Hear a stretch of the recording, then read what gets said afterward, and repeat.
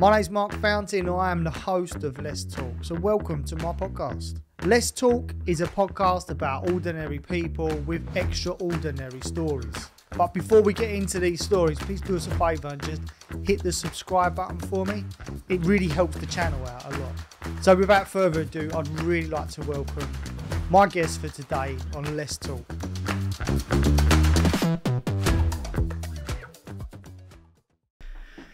All right, Lydia, thank you so much for coming on here. I've asked you a few times and I've managed to get you here now. I didn't even know you've asked me a few times. That's muggy, isn't it? You ain't asked me a few times. I did ask you a few times. Have you? Yeah. I can't remember when. Well, I remember when. No, I'm joking. I don't know. I don't think you have, but we'll say you have. Maybe I didn't. You haven't. Maybe you thought about it and then didn't ask me. Probably didn't. I'm here now anyway. Yeah. Thanks for having me. That's all right. Thanks for coming along.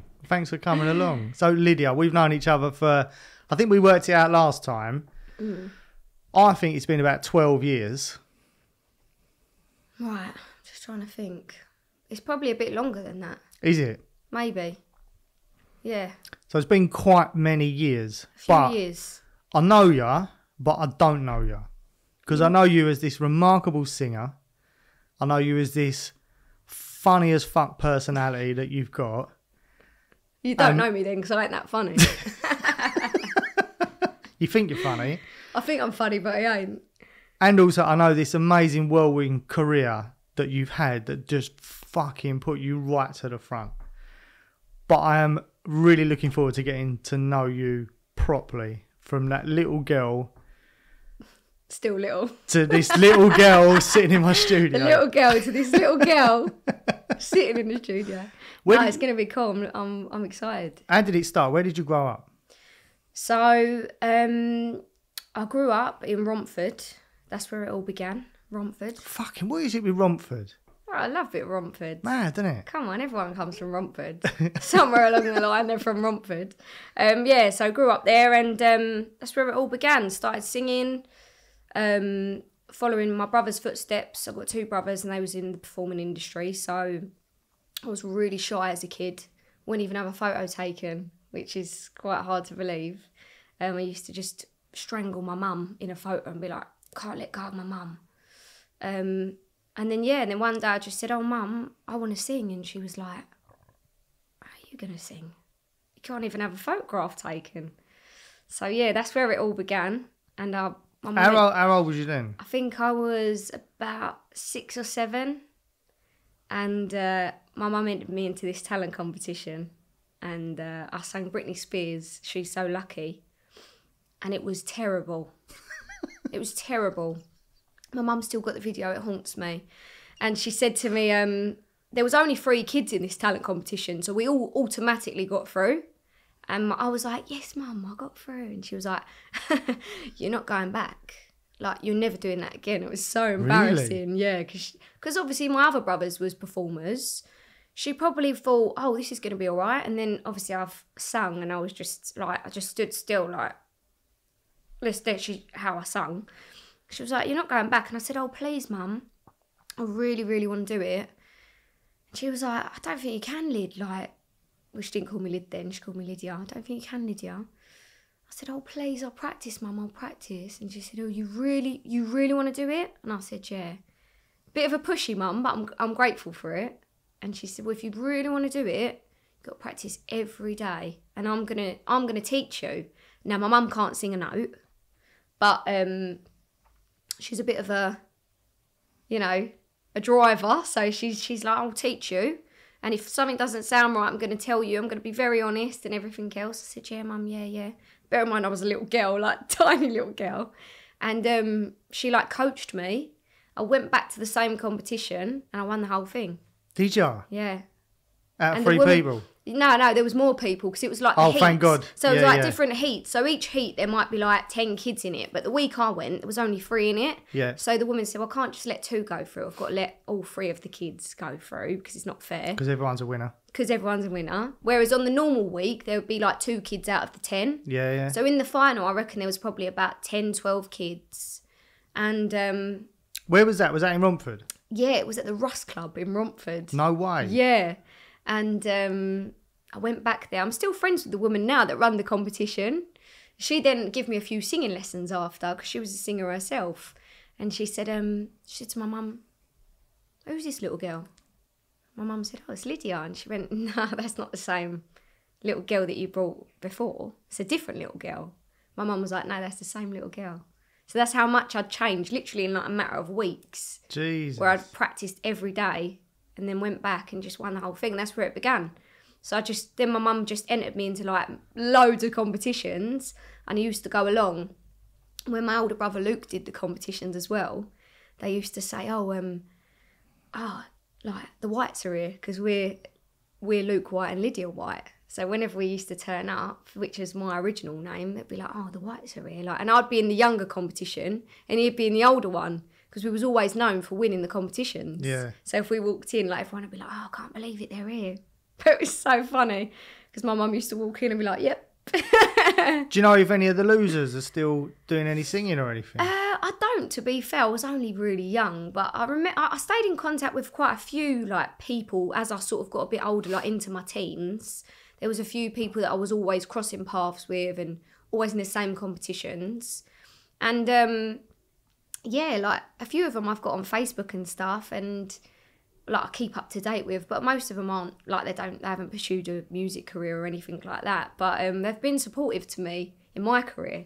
So it's really nice, because obviously nice. I don't know these people, but we've all sort of gone on a journey together, whether they've gone off and become like, I don't know, in recruitment or whatever they've done, they still sort of followed my journey, which is really nice. That's lovely, yeah. Yeah, it was good.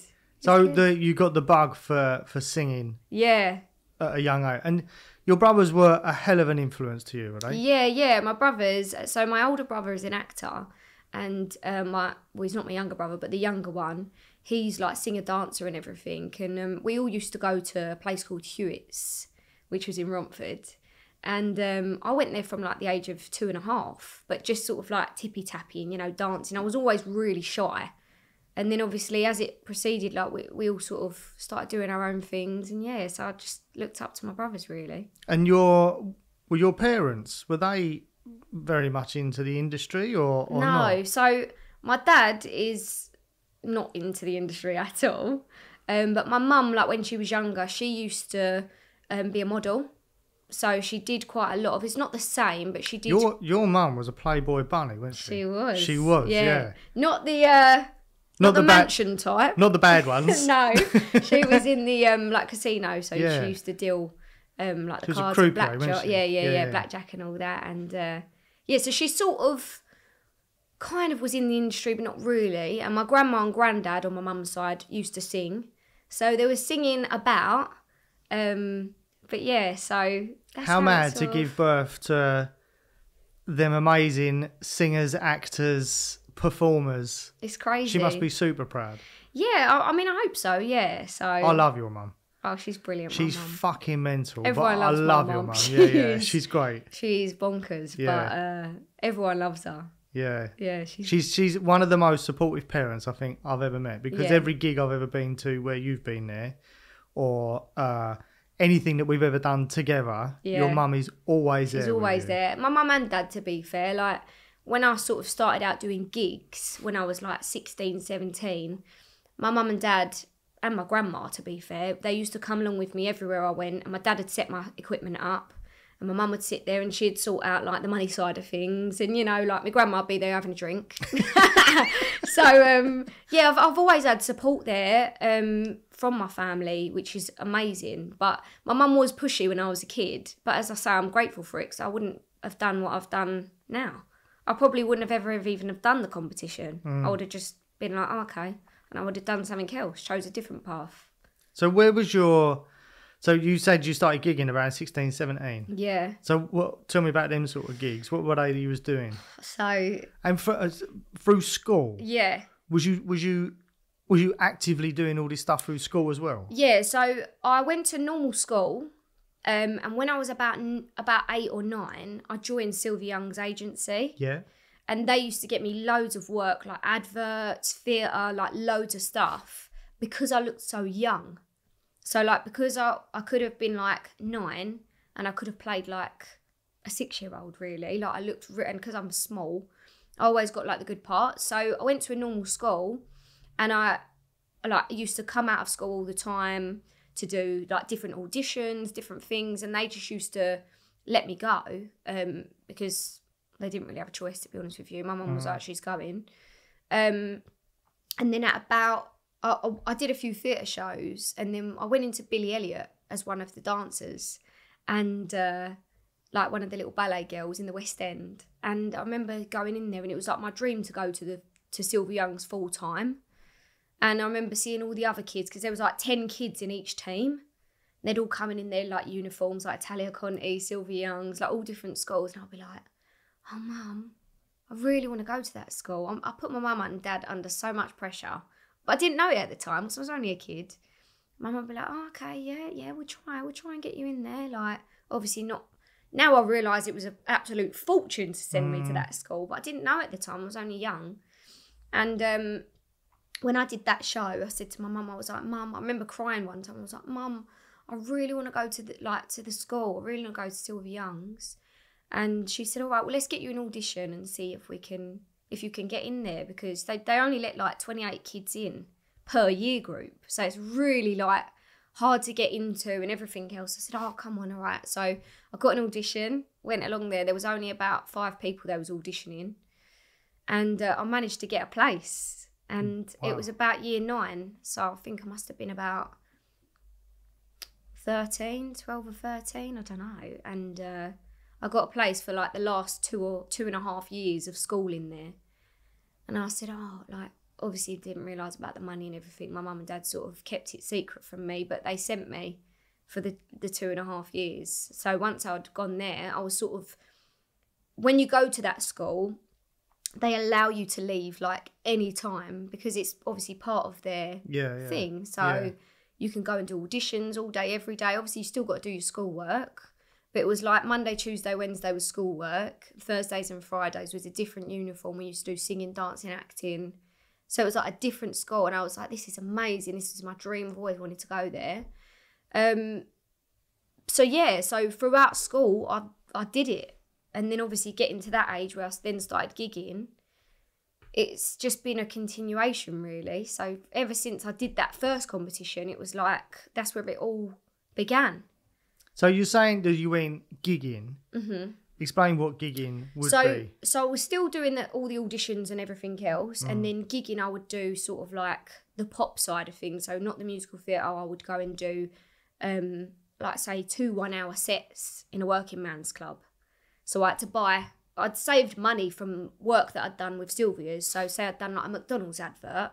They might buy you out for £3,000, which back then was like a lot more than it seems now.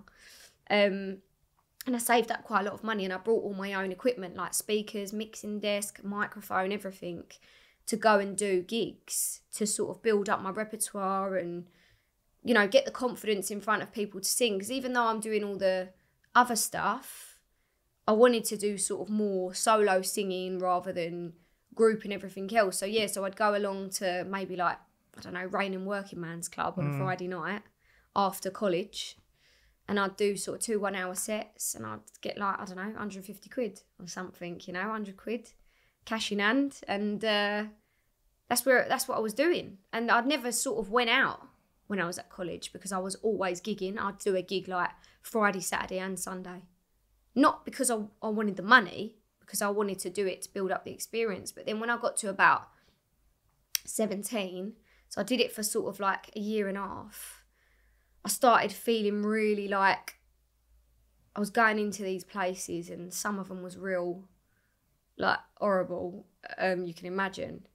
And I'd say, like, somebody... To be honest, Rainham Working Man's Club sounds pretty shit on its own. Well, yeah, I mean, I don't want to call them out on it, but it wasn't, you know, what I was aiming for. So it was just sort of like, but I'd go into social clubs and they'd say like, oh, because I always looked so young, what's she going to do?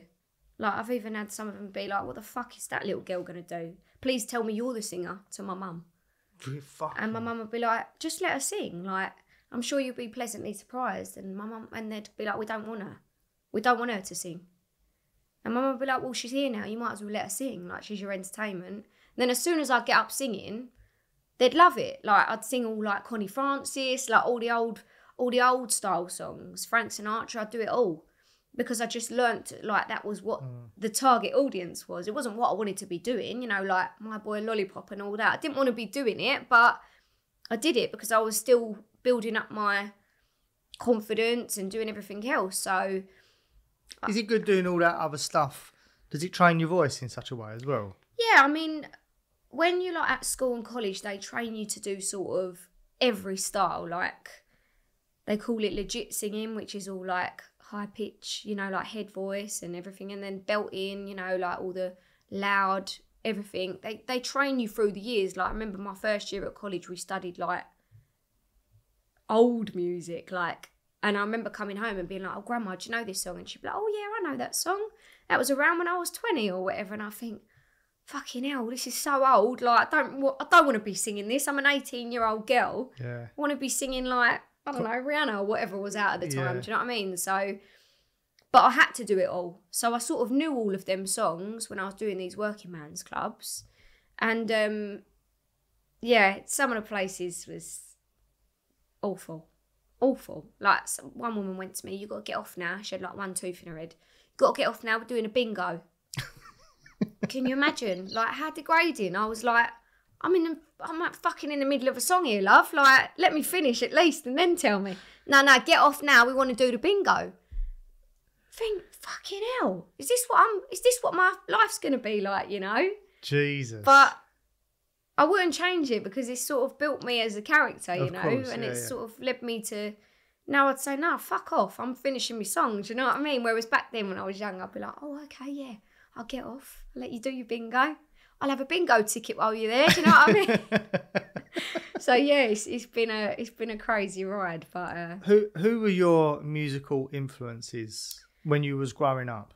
So, like, my grandma and granddad listened to a lot of, like, older style music, you know, Frank Sinatra, and I was always down the caravan with them listening to it all, so they'd have it on blaring in their caravan, like Frank Sinatra, you know, Aretha Franklin, Petula Clark, like Doris Day, like all people like that. So I would say really I was influenced highly by a lot what they listened to, but personally, like, I love listening to like Michael Jackson. Like, he's one of my biggest. I love him. I think he was just an all-rounder. No matter what people say about him, he was the king of pop. Oh, fuck me, like, what an entertainer. God, Yeah, you know, yeah, like he could sing, dance, he could put a whole show on with just himself. And I just think, what an absolute all-rounder, like the king of pop. So I love him. And I don't care what people say, I still love him, down to this day. But yeah, I'd say sort of like the Aretha Franklins, Etta James I listened to a lot when I was a kid, you know. I wouldn't say I sound like any of them people, but, you know, they've influenced me a lot, the way that I've sort of, you know, the way I sing and stuff, even though my voice is different to theirs, you know, it's just what I've listened to growing up. So, yeah. And what happened after you left school? Where did you go on to after that? So I went on to the Erdang Academy, which is like a musical theatre college, dance, singing, acting, everything. So they just train you in everything. I went there for 3 years and I had a great time, but I was a bit of a backseater there. I wasn't shy, but I felt like there was such big personalities there and I felt like I was a bit overshadowed. We had a head of musical theatre there. He actually left in the end, but he used to make me feel like shit. I used to hate going into his lessons and it shouldn't have been like that, you know. Like, I do think school and college did make me have a lot of mental health issues because they was very pushy in them places, and because I'd come from a normal school, I hadn't been used to being around all of that, to just go into it like head on, coming from a normal school, it was like everybody singing, dancing up the corridors, and I'm like, am I meant to be doing that? Like, I'm confused. Like, a lot of these people had like siblings in the school and stuff, and they're so confident. And even though I was confident, I wasn't that confident. I was a bit like, oh, this is a lot, you know, like to take on. And the teacher would be like, why aren't you up the front? Why aren't you singing? And I'd be like, oh, I used to feel so put on the spot all the time. And And at college, I felt like that as well. Like one of the teachers there used to put me under so much pressure. He'd be like, you, sing now. He'd never be like, oh, Lydia, you sing this part. He'd just be like, you, sing now. And I'll be like, oh, okay, whatever I was singing. I guess, are they mimicking like how a director would talk to you maybe? Or is it I've just... never had a director talk to me like that. So I think they try and put the pressures of the industry on you, but it's not necessarily done in the right way. You know, I'm not saying I didn't enjoy college. I loved it. I loved school. I loved college. But I do feel like there was a lot of pressure. And I think back then when I went, it was a lot different to now. Like, I feel like if I went to college now, you wouldn't be allowed to speak to people like how they spoke. But the industry's changed so much as well. Exactly, yeah. Like we do a lot of big commercial shoots. Yeah. And even on them, the people you're shooting with, the directors, whoever's in charge of fucking makeup and the costumes and blah, blah, blah, all that, everyone's so different. Yeah. Like super different. It's different. It is different. Like the world is different. There's no high egos. No. I feel. Yeah. Because I did my first big fashion shoot probably about, fucking hell, 8 or 9 years ago. And I was so nervous about going on it because of the experience I'd had before on other shoots. But this time I was the main guy doing the shooting. Yeah. And I'd always thought that everybody was such wankers on these. You know, everyone's stuck up their own arse. Yeah. They ain't. Yeah, but you know what It I changed. find what it is that it's normally like, and I don't mean this in any way at all, it's normally the people that are a lot smaller in the game Definitely. that are like... Got to make a noise, isn't it? Yeah, they make a noise. And then the people that you mix with that are like big in the game, they're like the nicest people ever. And you're like, I don't understand why these people are like this, because they think they're something that they're not. And then I'm like, I'd rather work with these people. It's not always possible, but Yeah, of course, I think probably that's what you experienced. Yeah, definitely. Because Definitely. it is like that. But now I find the whole industry is different. It's a lot different. But yeah, like the way that the pressures they put on you at college was a lot for me. So you didn't enjoy college? I did enjoy it. I had a great time there. But I'd say after about 2 years of being there, I was only there for 3. I'd say my 3rd year, I sort of come out of my shell. Yeah. It took that time for me to come out. And that's when like some teachers changed. Like things was a little bit different. So in my 3rd year, I felt like I'd actually been given a chance. Whereas my first 2 years, I was fighting to get to the surface. I was like, please pick me. But in my 3rd year, I felt like somebody give me a chance. Had your brothers gone through the same process? So my older brother went to arts ed. Yeah. And yeah, I mean, he's a lot older than me, so I'd never really spoke to him about it. But my other brother, he didn't go. He went to like Barking College. Yeah. For dance and singing and stuff. So I don't know if it was the same there, but my brother Luke is quite a big personality. So I think he sort of probably shone out, like he always shone out at college because he's a big personality. And I think for males it's different. When it's a female, I feel like there's so many females, like there's not as many males in the industry. There is now, but when I was at college, there wasn't as many, there was more, the ratio was female and males was like not as high. So I think males shone out a lot more anyway. Females, there was all fighting to be the top. Whereas now I think it's probably, if anything, it's the other way. It's pretty even, to be fair, probably. I don't know. But yeah, when I was, that's just how I felt. But I did enjoy college. I did have a good time. I just felt like I should have been more confident, but can't change it, you know. I've done it now, so it is what it is. So you'd finished college. Yeah. You'd been all that. Yeah. You had the most amazing opportunity probably in your career with going on The Voice. Yeah, so... How did that come? Well... Did your mum put you forward for it? No. So there is a backstory behind this. So basically, I did X Factor in, I'm going to say 2013. Can't remember. I was young. I was quite young. And I was on there. I was shown. I got to the 6-chair challenge and I got kicked off my chair. I was on a chair and then I got kicked off. It was the first year they ever did it. And it broke my heart. It like broke me into 1,000 pieces because I was like, oh my God, I had this whole big dream of like I was gonna like win the X Factor or like get to the finals or whatever, because my brother had done the X Factor the year before, so I was approached to do the X Factor because there was a bit of a backstory. So I was like, oh, I'm in, I'm gonna be like get quite far, whatever. Anyway, it didn't work out for me, and I was heartbroken. I was like, I don't know how old I was, like 18, 19, maybe younger, I don't know. And then, because it broke my heart so much, I was like, it's not for me. Reality TV is not for me. Like, obviously I'd been through college as well, all of that. You get a lot of knockbacks from loads of different stuff. Even at school, I had a lot of knockbacks, but I didn't take it so much to heart. I think as you're going through, like, your older adult, like, older teenage life, you sort of, like, take it a bit more personally. Whereas when I was younger, I didn't give a shit. If I didn't get something, I was like, oh, well, whatever. Because when I got to, like, 18, 19, if I was at college and I got an audition and I didn't get it, I'd be like, why didn't I get it? Why am I not good enough? Whereas before, I'd be like, oh, fuck it, there'll be another one. Do you know what I mean? Obviously not when I wouldn't swear, but, you know. So when I did that and I got rejected, kicked off the chair, and, like, the whole of Wembley went mental. They was like, bring her back, bring her back. And they never brought me back because it was the first year. I was devastated. So I said to my mum, I was like, never again will I do a reality TV show. And she was like, okay, that's fair enough. You carry on with your gigs, carry on doing what you're doing. Because then I was doing a few different gigs. So off the back of the X Factor, I got some different gigs. I was doing, like, I'd gone from the social clubs more to, like, PAs and festivals and, like, bigger gigs, really. Not that there's anything wrong with doing them gigs, because that was my bread and butter money, you know. Like, I was living off them gigs. So when I started doing the other gigs, like, you know, I might have done festivals or whatever it was, I was like, oh, this is what I want to do. Like, this is the stuff I'm doing. So I was, like, happy with that. Off the back of the X Factor, I thought, oh, that's all right, I can do it. Obviously, I can't do it forever because you've only got that sort of X Factor train for however many years. So I was doing that. I was going to loads of open mic nights, writing my own music and singing and whatever.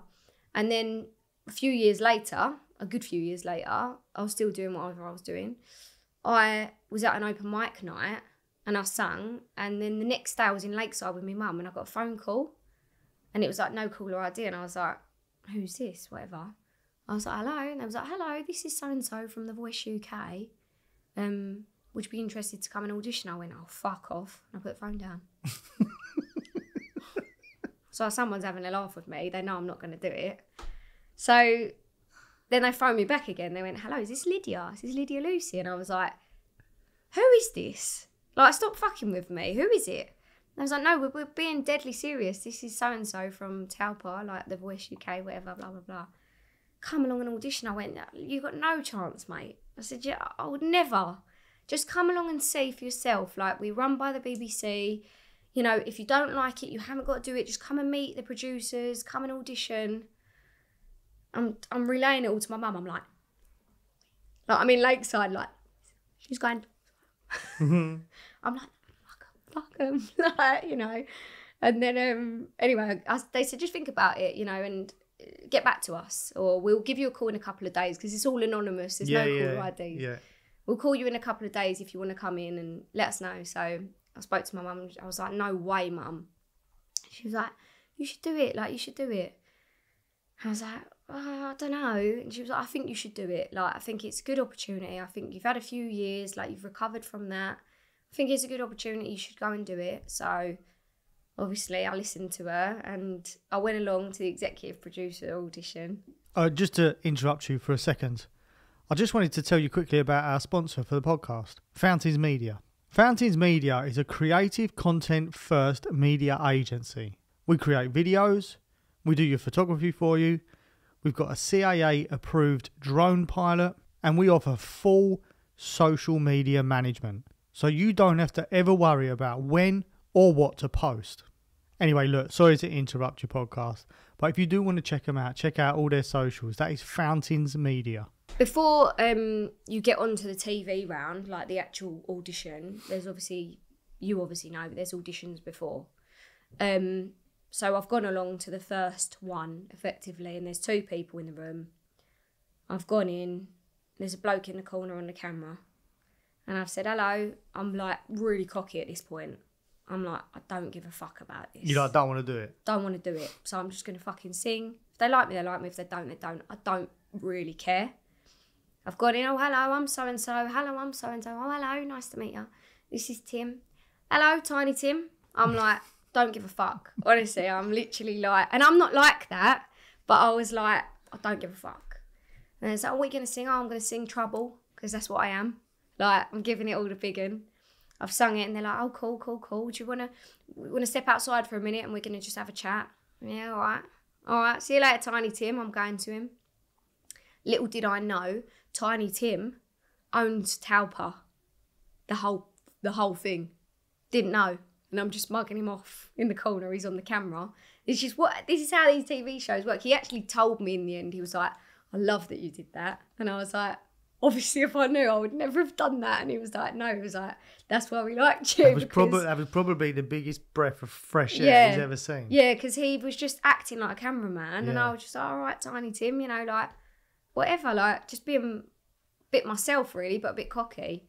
Anyway, then I got through, obviously, and then the rest is whatever. But yeah, so I went and did that, and it started a massive opportunity for me working with Will. And yeah, that's basically how I got on The Voice. And then every round was fucking nerve-wracking. Like, I felt sick every time I had to sing. It was horrendous. But you smashed it. I tried. No, you did. You smashed it. I really tried. Yeah, and then from that, the opportunities must have been unbelievable. Amazing. You toured with Will, didn't you? I toured, yeah. I did shows with Black Eyed Peas and did loads of stuff with Will. Lydia, what must that have been like? Do you know what? I can never quite put it into words because it is like a really surreal thing. Like, I even sort of watch it sometimes, not in a vain way, but I'm like, did you do it? Did that actually happen? Yeah. Because, I don't know, I felt like I was on some sort of simulation thing because it wasn't real. And people were saying to me, like, are you nervous? And I'd be like, nah, I'm just going to do what I love. Like, and they'd be like, yeah, but you're singing with the Black Eyed Peas. And I'd be like, oh yeah, should I be nervous? Like, I didn't know how I was meant to feel. And I didn't know how I felt because I was just sort of riding the wave. I was just going with it. So I think at the time I didn't really take it all in. What were they like as a group towards you? That was really cool. Like, really nice guys. Really cool. Like, Will is a great guy and a great mentor. You know, I've got nothing but praise for him, really. He did obviously take me under his wing as he promised on the show. And yeah, I'm eternally grateful for what he gave to me, you know, like all of them shows and the work we did together behind the scenes, like we was in the studio all the time and doing different stuff. And I just, yeah, as I say, I don't think I really appreciated it as much as I should have at the time, but I think it's because I was so overwhelmed mentally. I was just like, I've just got to go with it. So at the time I was just like work mode, whereas I should have just been like, fucking hell, I'm at the Royal Albert Hall with the Black Eyed Peas. Like, what the fuck? Did you didn't find it hard to adjust at all? It just felt normal. I've spoke to a few people that have gone from like zero to hero overnight. And they've all said they actually found it like really hard to adjust to all of a sudden, bosh, be at the front. I didn't find it like that. I found it like, but I think it's because as well, like, where I was still had my sort of feet on the ground, I was still going and doing other gigs as well. Like, so I work with a band called Totem, and I started working with them just a couple of years before I did The Voice, and like I was still going and doing bar mitzvahs and like weddings and stuff. Would you still go and Raynham Social Club? I mean, I probably wouldn't go as far as Raynham Social Club, but I might do. You know, you never know. I never say never. But no, like, I was going and doing these things in between. So like one night I was doing a Royal Albert Hall, and the next night I might be like at the Savoy doing a bar mitzvah.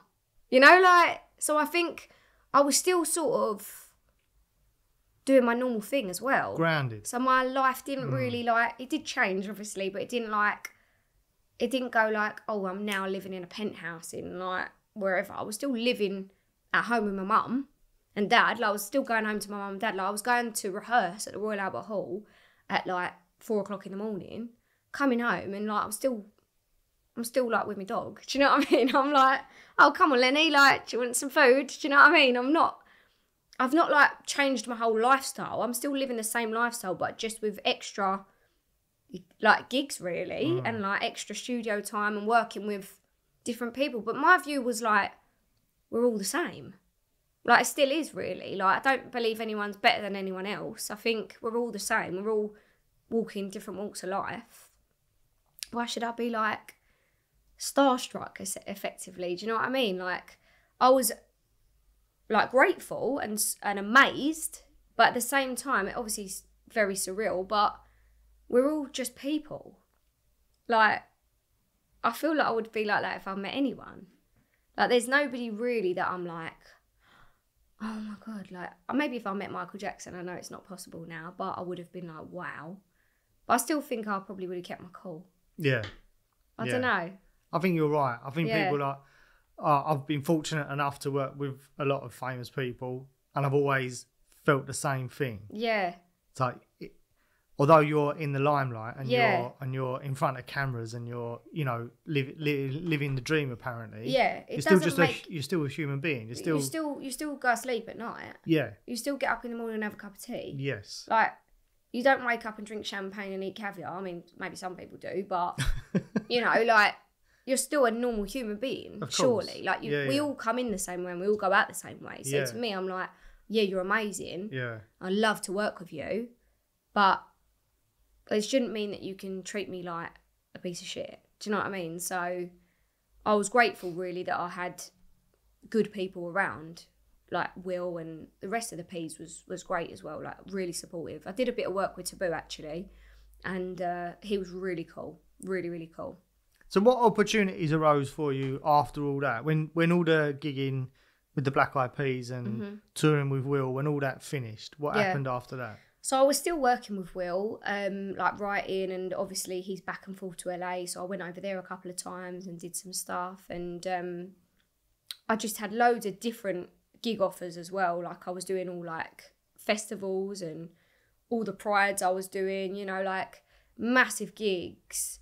I was doing them on my own, like, without the P's and stuff as well. So I was still sort of doing my own thing at the same time as doing all of that. So I had loads of writers that I was working with, and I wrote a whole album at one point, like, with a great team that I worked with, and I was just doing all these different things, like, loads of different opportunities was arising, and I was just doing as many as I could possibly do, because I think once you're in that moment, if you don't take the opportunities or chase them, they're going to fade away, and very soon you'll be forgotten about. Do you know what I mean? Which is, it's sad, but it's reality. The reality of the industry as well. It's reality. Like, in 6 months' time, there's going to be another voice. Do you know what I mean? So there's always, people always moving on, doing different things. So I just took every opportunity that I possibly could, you know, writing and working with whoever I could, going to writing camps and singing, doing demos and doing these gigs, and whatever I could, I just took it.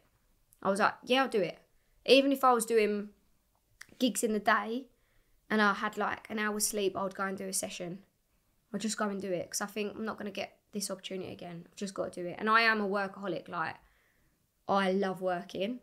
Like, even now, I am a workaholic. Oh, I know. Yeah. Like, I can never not do it. It's just in my blood, like, to work.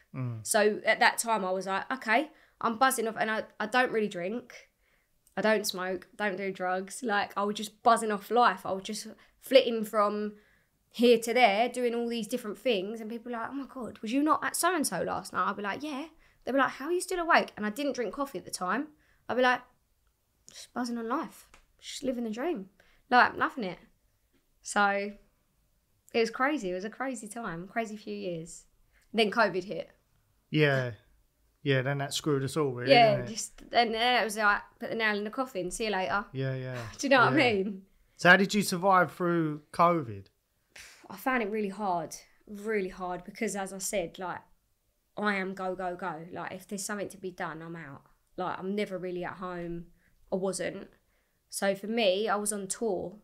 I was doing a tour, and then we got the news, like, because I was on a tour bus, we didn't have TVs and stuff. So obviously social media, I'd seen like COVID and whatever. And I was like, oh, it'll pass, whatever. And then the tour manager was like, guys, this is our last night. You're all going home. And we was like, what? We still had like a week and a half left on this tour. And this is our last show right now. Like, just before we went on to do the show, this is our last show. You've all got to go home. We're going into a lockdown. I was like, a lockdown? you talking about? I can't go into a lockdown. I can't be at home. I just moved house as well. Like, I just moved house with my partner. So all my stuff was in boxes. I'd left it all. I was like, I'll do that another time. Like, do it when I've got a bit more time. Well, I've got home. I've got all the time in the world, haven't I? I'm like, what is this? I started going a bit crazy. I went absolutely crazy. Like, the first couple of weeks was quite nice because I was like, oh, it's nice. Like, I'm at home. I'm actually cooking. I like cooking and I'm baking and I'm like a little housewife. And then I was like... Yeah, novelty wears off, doesn't it? I've had enough of this. There's only so many fucking banana breads you can do, isn't I've there? had enough. I am going stir crazy. So I started making like videos and singing live on Instagram, and I weren't making no money. We're trying to write songs, and then me and my dad built a studio actually in my house. And I started going in there and writing and like finding that as like my saner place, because I was sort of leaving my house even though I wasn't leaving my house. I had a reason to like get out of my pajamas. Do you know what I mean? So that really helped me. But yeah, just everything just sort of went down the pan after that.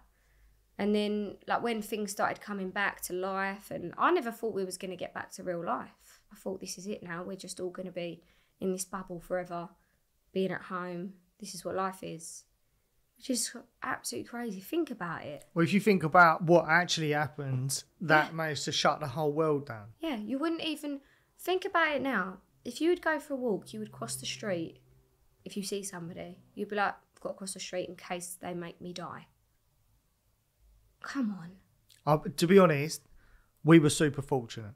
Right. Because there was a little bit of a clause in the COVID lockdown thing. I think I did 3 months where I didn't do nothing. Yeah. Because we weren't allowed. Mm-hmm. And then they started softening some bits. Yeah. So you could go and do photo shoots. Yeah, you could go and do... So the first photo shoot I went back... Actually, it was a filming gig I went back and did. Was for Lydia Scott. Right. The fashion brand. Yeah.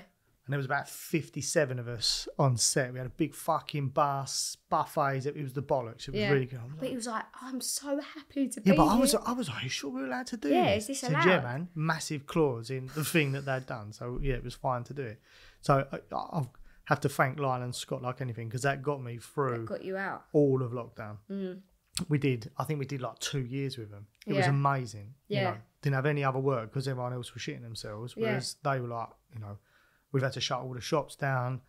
Everything's got to go online. So all the money just went into online. So it was great for us. People so spending all their money online, weren't exactly, they? yeah. So touchwood, it was so fortunate. I mean, you say that, to be fair, I was fortunate as well because I worked with one of my mates. Yeah. So she's got a florist.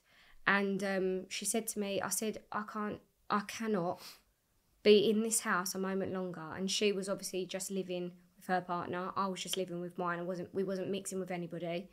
And she said, well, I'm allowed to work and I'm allowed to have employees as long as we're not like getting too close to each other, like come and work for me. So I went and worked.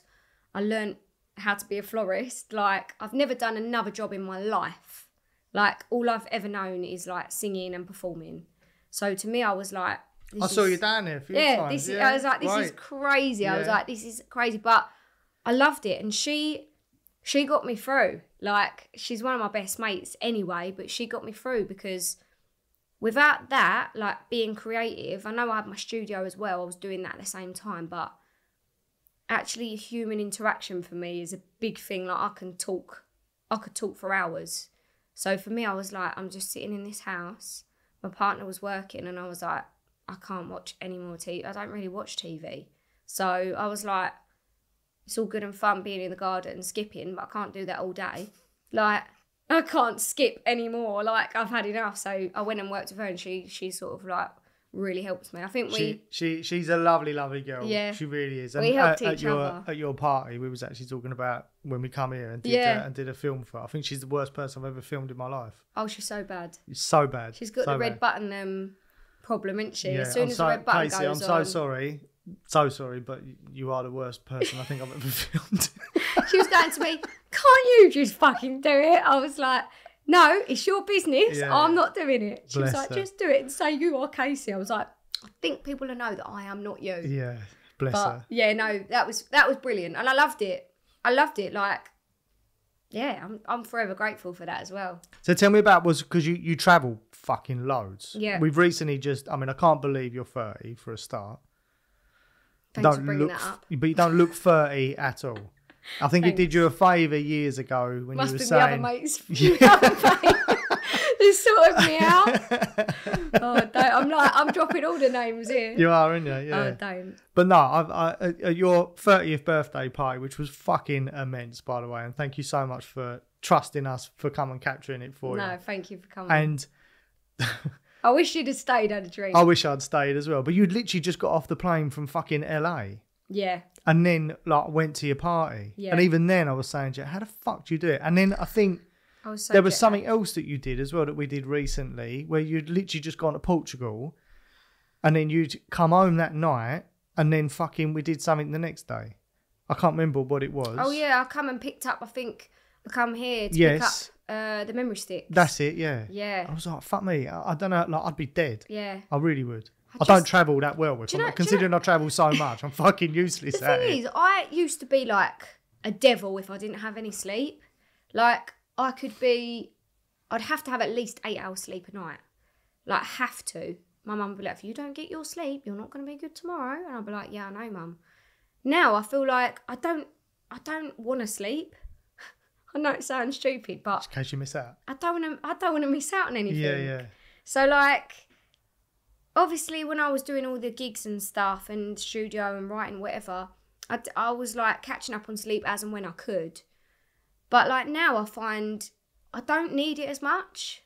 I don't know what it is. I don't know, but I don't feel like I need...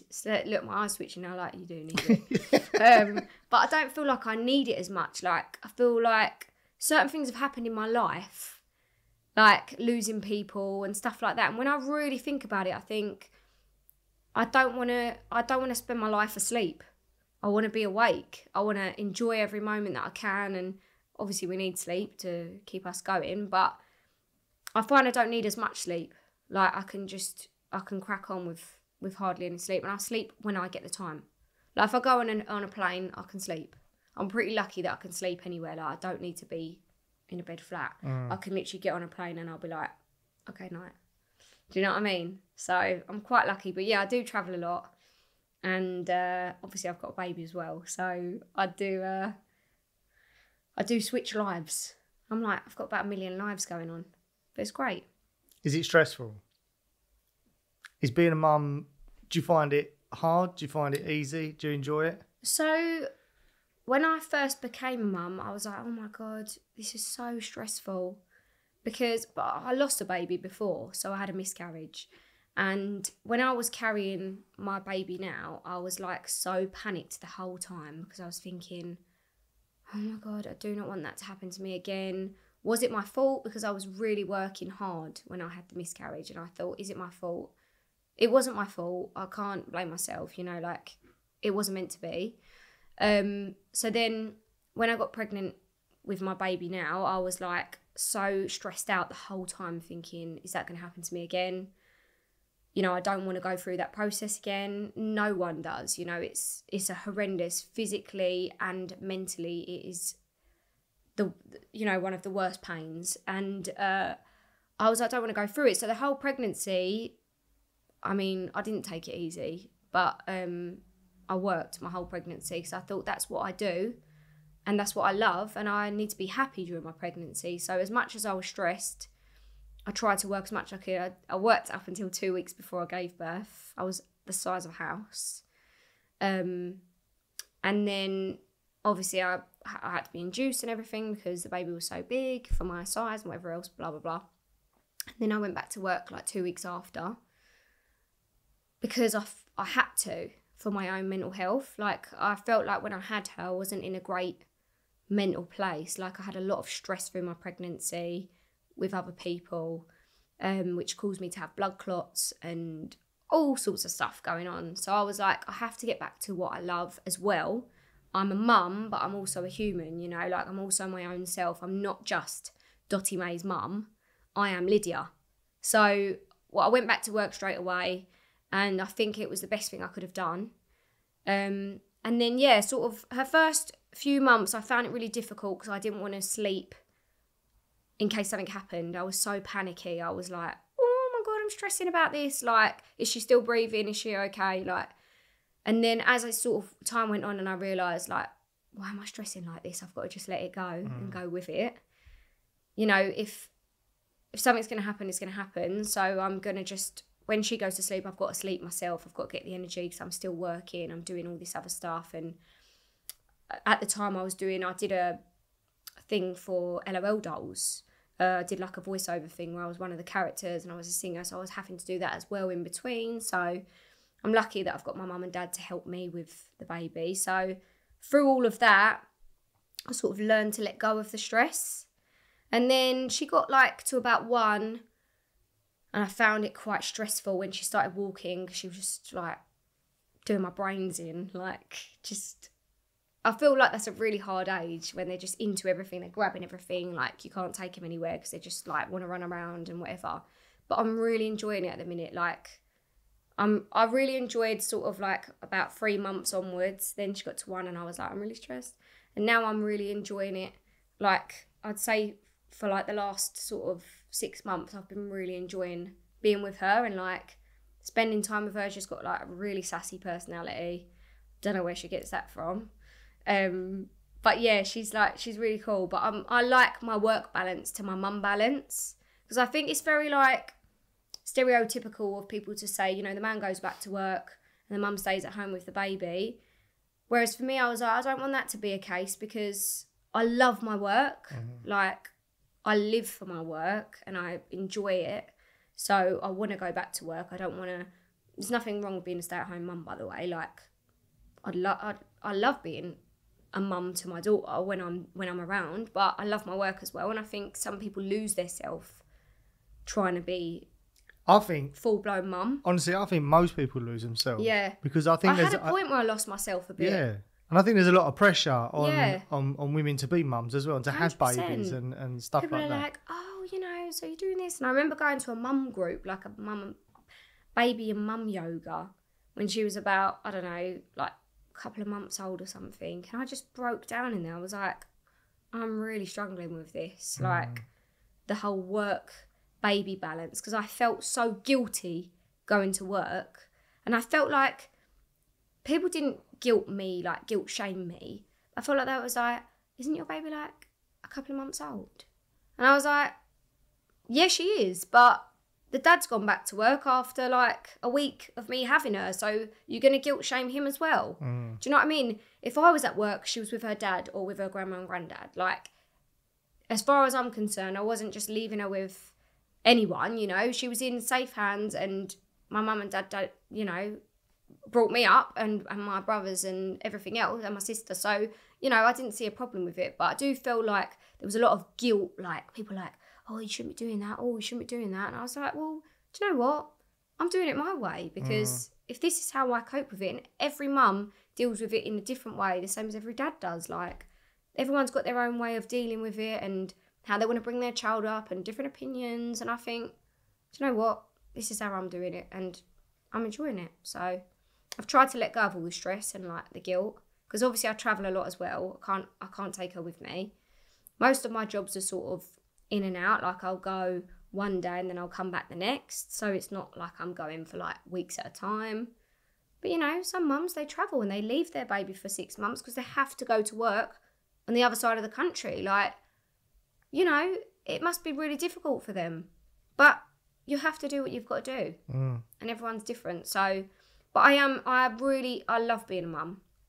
I love it. Like, I think it's a hard job being a parent. It's a really hard job. It's really hard. And there's no right or wrong. No. There's no, you know, book out there to tell you how to do it or Exactly. anything like that. It's the day you leave the hospital, you're like, what do we do? You just... I've got one of our best friends, they're just about ready to have a baby. I think they've got a couple of weeks or something. Right. And I've been trying to nurture him into it. I said, mate, it's going to be such a weird thing for you because you're going to go to bed, wake up the next day and you've got a fucking kid. Yeah. And they're with you like forever. And you have to, like... That's it. You've got to keep that child alive. Like, exactly, yeah. This ain't a fucking house It's a responsibility. Exactly, like, it's yeah. a massive responsibility. Yeah. But I don't think you can ever prepare anyone. No way. Because I remember people being like to me, oh, get your rest now. And they was like, you're crazy still going to work. And I was like, nah, I'll be all right. Yeah, you fucking need it. And then when but I felt fine. But I mean, I get it now. Like, when I've got friends that are pregnant, I'm like, get some rest, like sleep now. So Lydia, you mentioned about your sister. Yes. Are you all right to talk about that? Yeah. Yeah? Tell us about your sister. So there's 4 children in my family. So it's me, my 2 brothers and my sister. I never actually met my sister. She died when she was 9, which is why my name is Lydia Lucy, because her name was Lucy. So I've took her name on. It was my middle name anyway, but I've just sort of got rid of my last name, and that's now my name. And yeah, so I try and, you know, help her live on through me, if that even makes sense. Yeah, of course it does. You know, I feel like my mum sort of, you know, sees a lot of her in me. I never met her, so I can't say. I've obviously seen photos and videos and everything. But yeah, I feel like I try and sort of, I don't know what the right even word is, but yeah, she passed away sadly when she was 9. She was born, it was my mum's first child. So obviously now being a mum myself, I can put myself in that situation and understand like how hard it must have been. Because back in the day, she didn't know when she was pregnant there was anything wrong with the baby. Mm-hmm. It's only when she went into labour that they said, you know, oh, something's wrong. Like, and my mum's giving birth. And she's like, what's going on? And then they said, oh, I mean, it was absolutely terrible what happened to my mum. They was like, you need to name the baby now because the baby's going to die. We need to put it on a death certificate. Fucking hell. And my mum was like, what? Like, what? And obviously, me and my mum are very similar. We're very fiery characters. She's like, you know, fucking give me the baby now. Like, what are you talking about? And they was like, no. You know, you can't hold the baby. You can't do this. You can't do that. And I can only imagine what my mum's gone through. You know, like, obviously going through it myself with no complications. I can only imagine what it was like. But yeah, my mum said, you know, I need to see the baby. I need to see this baby. My mum had had like epidural. She was like, you know, but she got up and she walked to the baby. And yeah, and basically they said to my mum she wasn't going to live past an hour. It was all in the papers because at the time my mum was obviously modelling. She was a bit in the limelight herself. And it was all in the papers like, you know, miracle baby told they had 1 hour. And obviously she was still alive. So my mum took her home and everything else and obviously named her Lucy. And yeah, and she lived on for 9.5 years. She had a thing called spina bifida, which is like wherever the lesion is on the spine, they're paralysed from. So she was paralysed from the waist down. So she was in a wheelchair. But yeah, back in the day, obviously, things was a lot different. The spina bifida caused hydrocephalus, which is like water on the brain and stuff. And there was a lot of things. She had like major operations as a baby, as a child. And yeah, I mean, my mum's obviously been through so much. So I think when she found out she was pregnant with me, she said she had to find out what it was because she didn't find out for any of the other children. She just had 2 boys. So she had Lucy, then Lee, then Luke. And then she got pregnant with me and she was like, I have to know. Because Lee and Luke was born when Lucy was on the earth. Yeah. So she didn't have sort of a reason to find out the sex of the babies. Whereas with me, I feel like she felt, I've got to know because if it's a girl, how am I going to feel? You know, I think she was a bit, I don't know how she felt, but I've spoken to her about it before and she was like, I just had to know what this baby was. And then obviously she found out I was a girl. And yeah, and then obviously she named me. My sister always wanted to be called Lydia. She was like, Mummy, call me Lydia. So she said, I've got no other name, but I'll have to call this baby girl Lydia and Lucy. Lydia Lucy. Wow. And that's what happened. So yeah, it's crazy. But a lot of people don't really know, like, you know, the reason why I'm called that or whatever. But yeah, it's mad. It's crazy. But yeah, I never got to meet her. But my mum said she was such a character. Yeah.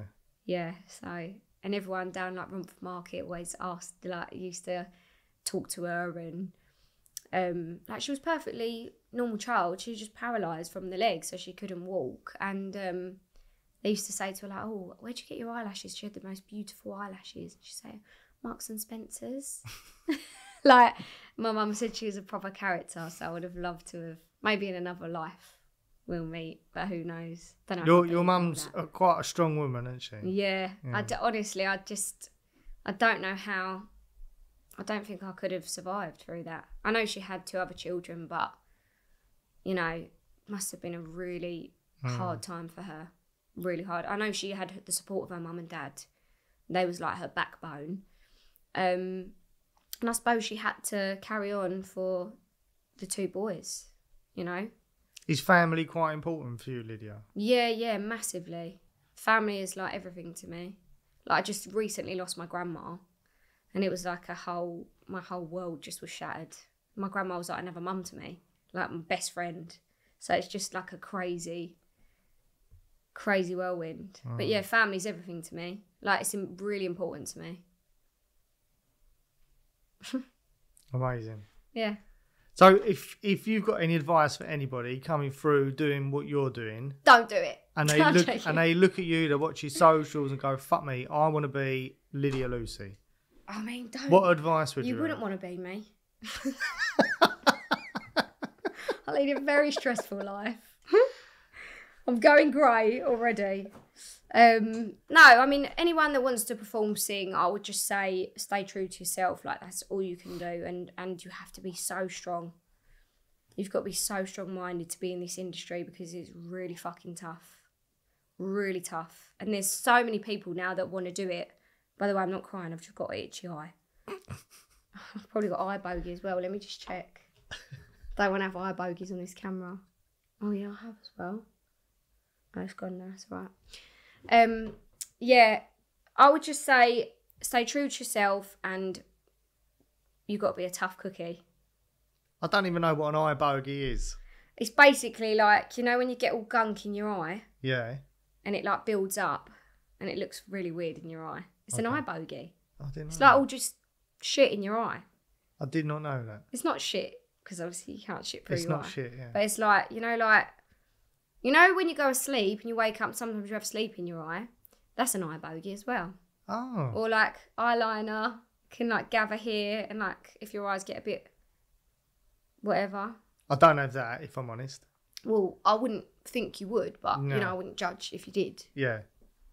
Who knows? Maybe I could try one day. Maybe. Just to see. You never know. You never know. You never know. You never know. No, I would just say to him, like, follow your dreams.